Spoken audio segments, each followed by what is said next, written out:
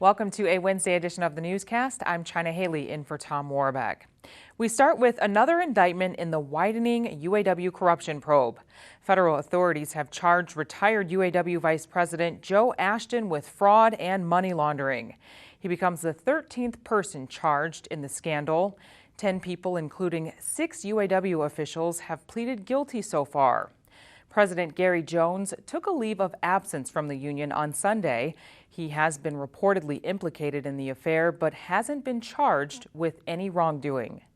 Ashton is the highest-ranking UAW official charged by the feds.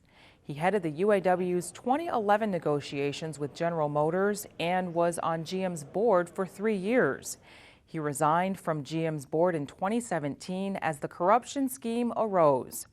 The indictment against Ashton says he demanded a $250,000 kickback from a vendor selected to provide watches to UAW members. The feds allege he received a number of checks and cash between 2013 and 2015 from the vendor.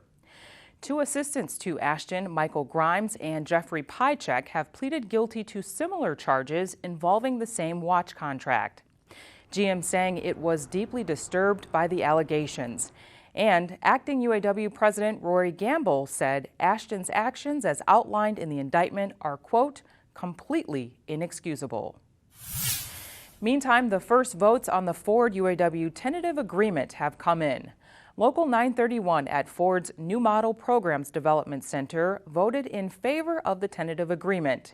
77% of production workers and 87% of skilled trades workers gave their thumbs up.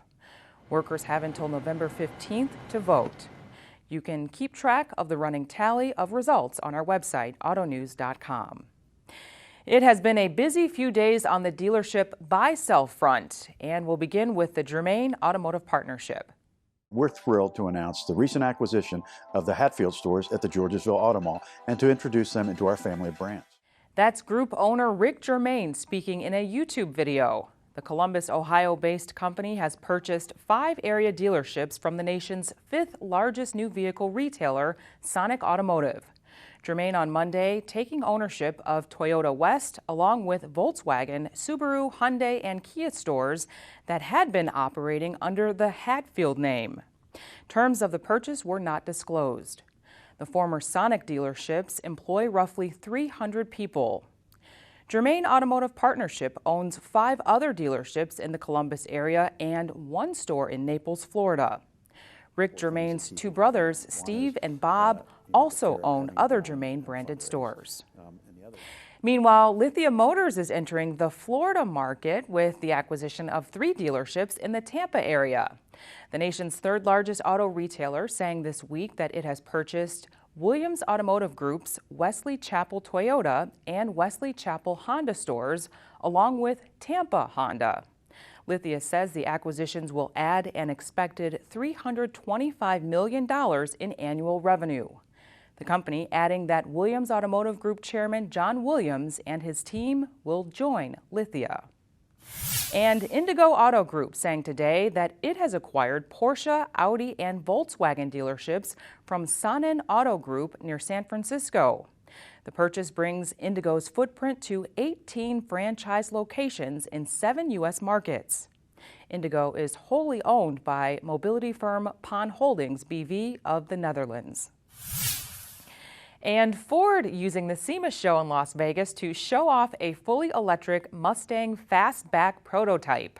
The Mustang Lithium is built in partnership with German supplier Webasto. It features an 800-volt battery pack and a 6-speed manual transmission that generates 900 horsepower.